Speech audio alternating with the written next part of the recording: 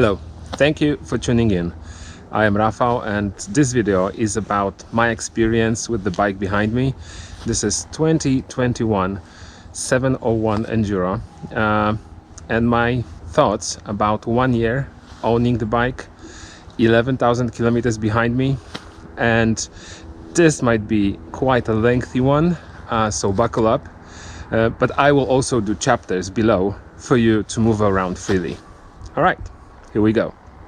There will be five parts for this video. So first, what made me make the decision to buy this bike, then how it is to live with it as my only bike, as I use it for everything, then what mods were necessary to make it like good a bike for me, what do I like about it and what I don't like about it, and the final one, the fifth, would be would I buy it again, so-called summary. So how did I end up with a 701 Enduro? I've been riding bikes for almost 20 years now. Most of the time that were the GSS, F850 GS, F850 GS, 800 GS and then 850 GS. And I've spent most of that time with those bikes on road, traveling in many different distance locations and so on. But then together with our friends, we kind of wanted to go more off-road, but I was not comfortable enough on those big bikes off-road. So after a few tries, I ended up with a CRF 250 Riley, and I loved this bike a lot. It gave me a much more confidence off-road. It was much lighter, less powerful, and even if I dropped it, it meant nothing, as those bikes are extremely durable, as the whole dual sport category. So I was able finally to enjoy some more off-road, up to the point where the CRF 250 was my main bike, even for commuting, when I was deciding which bike to take in the morning. If I had to choose between CRF 250 Riley and GS 850, I always picked up the Honda, up to the point where I decided to sell the GS because I was barely using it.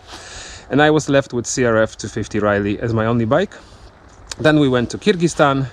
I enjoyed it a lot, except for one little thing. I was lacking power on that bike, especially in those conditions in Kyrgyzstan where the fuel was poor, the altitude was high, and I was still carrying some luggage. I finally got to the point when the thought came up, I would like to have some more power. So I decided to go for this bike. And this seems like a perfect middle between 850 GS in terms of power and the CRF 250 Riley in terms of, you know, how fun bike it is because of the weight, because of the type of the bike. So I think I finally found a perfect middle for me. Okay, so let's go for part number two. How it is to live with the Husky 701 Enduro as my only bike. So I use it for all commuting, weekend, short trips, but also those longer ones. I also use it on the highway, so I have the full picture of it. And for commuting, let's start with commuting. There is nothing I can complain about in regards to this bike, especially since I also installed the handlebar damping mechanism system, and since then even the vibration of the engine that in this bike are not so terrible. It feels now smooth as a butter, so commuting is great. On the handlebar and the mirrors are far above the mirrors of most cars. So going to work every morning for 20 minutes is a pure pleasure. Lots of people having a Sunday walk today, which makes making this video a bit more complicated. But let's talk about how it is to ride this bike on road and on highways. And I am sure, and this is something that you can see yourself, this bike was not designed to go on highways, but it's still very capable of going highways. So I took a ride once from Vienna to Warsaw, 700 kilometers in one day on highways, as we needed to be back home quickly. And the bike worked perfectly. Of course, it was not as comfortable as as my previous 850 GS, but keeping the speed of 120, 130 kilometers per hour is not an issue for this machine. Even on those tires, these are the TKC 80s, I will get back to those tires later, but it was not as painful as you can imagine. So there were not too many things I could complain about. And so riding on road for longer trips is also possible. And if you are not doing this, you are not riding on highways on daily basis, I would say that once or twice a year you will survive it. Like there's nothing bad about going on highway on this bike if you don't have to do it too often. But where the bike shines and where it is the most capable, it's of course off-road. And I am riding this bike almost every day and every weekend off-road, and I enjoyed it a lot. So you know, there are plenty videos on YouTube describing the quality of the engine, quality of the suspension and electronics, so I will not go deep into that topic, but comparing that to the CRF 250 Riley that I used to own, this is on another level. In all regards, it's the same weight, but everything else is absolutely different. So the suspension is absolutely amazing compared to the squats, like the squashy one on the CRF. This is a quality suspension. The aids of electronics are extremely good for me, and what I love about this bike is that when I turn it to the map 2, there are two maps, two riding maps on this bike. So the one is mostly for road riding with all electronic aids enabled, and there's map 2 for off-road with off-road ABS, off-road traction control, and so on. And I absolutely love the fact that when I choose the map 2, and even if I turn the bike off and take my key out, when I'm back on the bike, it still remembers that I am in the off-road mode. So not as on the other bikes like T7, you have to remember to put it in off-road mode again, like turn off the rear ABS every now and then. This bike remembers the settings, which is extremely convenient. So riding it off-road is absolutely awesome. Okay, so let's try to cover all the mods, and let me tell you a few words of introduction. I was trying to make out of the 701 an adventure bike, so most of my mods were focused on that, how to make it comfortable and more reliable while traveling long distances. So here we go. There are quite a lot of noisy leaves, so I will try not to move too much while recording this. So let's start from the front, and what you can see here, these are the SKF mud scrubbers. I've learned it that you have to take care of the suspension while riding off-road in the mud, as the mud can make the forks leaking the oil. This little thing should help prevent that, but still you need to take care of the front forks and keep them clean after riding. So that's the mod number 1, to protect the suspension. Now, this is probably the biggest investment in the bike, which is the Riley Tower. This comes from a Belgian company called Adventure Bike, and there are 3 main reasons for me to buy it. First, of course, this is wind protection. That's obvious. There was no wind protection on this bike at all, so that was important for me. Then much better lights, and those are the LED lights, and the quality of those lamps is absolutely amazing. So another thing gained after installing it. And the third one was installing the higher mounting point for the navigation, as previously I had it on the handlebar and I needed to look down to observe the navigation on the phone. So 3 things, 1 tower. I believe that was a very important upgrade to the bike. Now from this side, yes, heated grips, very important when traveling, especially during those high mountain passes. It gets cold sometimes. Then a small bag. This comes from Giant Loop. It's very useful when you are charging your phone from the USB socket. Here you can put it in here, or any other stuff that you're charging during riding. Cool stuff. Handguards. These come not from Barkbusters. These are the Husqvarna OEM handguards. The bike out of the factory comes equipped with plastic ones, but when riding off-road you need to protect those levers and your hands, so I picked up those more sturdy ones.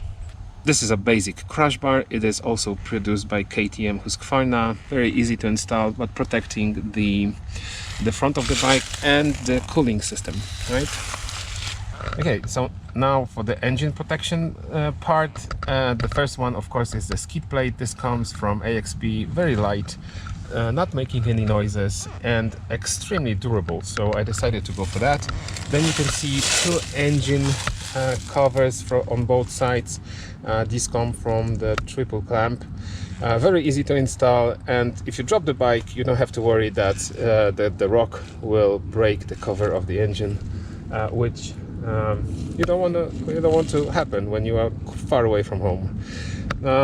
This is the sprocket cover. It is much easier to clean any mud out of this cover of the sprocket than from the plastic factory one. The foot pegs from Rade Garage. To be honest, I'm not a very huge fan of those. They have two functions. First of all, they are wider than the stock ones, and they also are lower, which should make the ride more comfortable.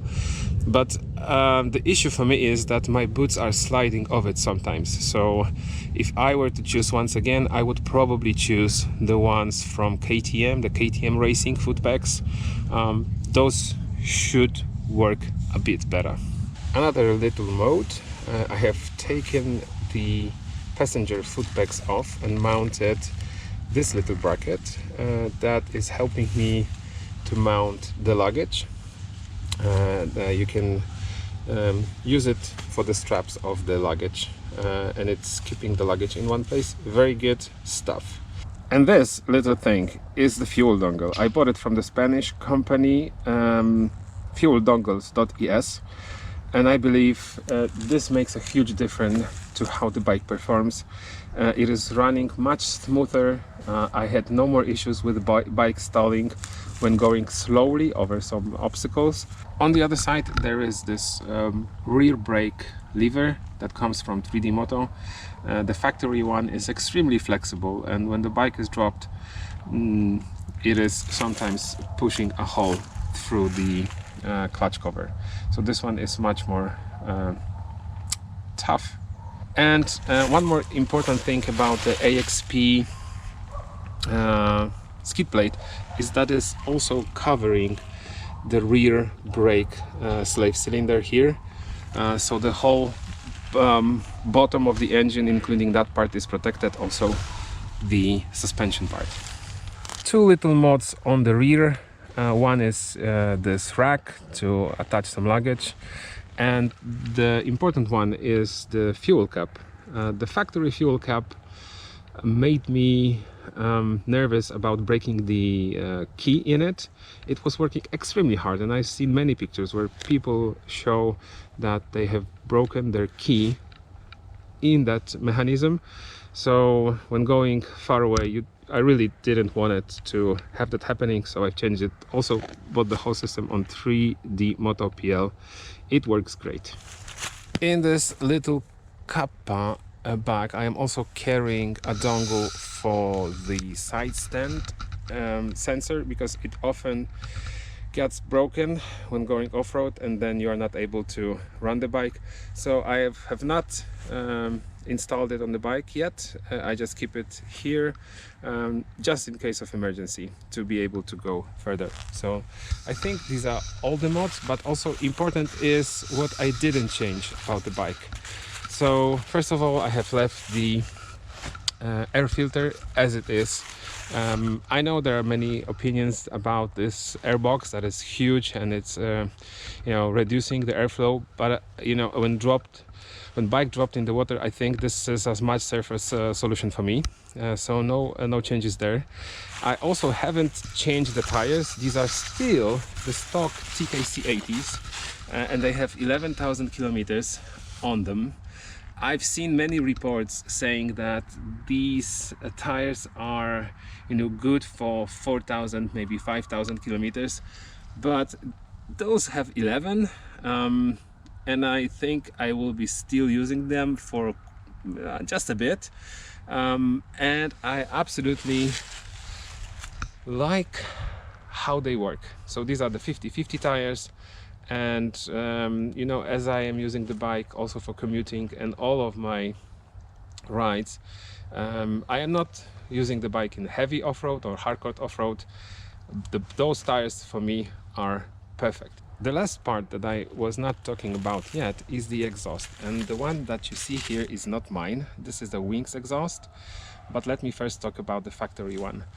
I would never complain about the sound it produces, because I believe this is a perfect balance between being quiet, as I like the quiet exhausts, and having some kind of character as for an official exhaust. But I absolutely hate the fact how heavy it is and how hot it gets. This is my main complaint. You can easily burn your skin out of the factory pipe, and this one is not like that. So I have it from my friend just for testing. I'm still using all of those dB killers and the cone to find the perfect tone for me. At the moment I am using the 300 millimeters big dB killer, and this one is too loud for me, far too loud.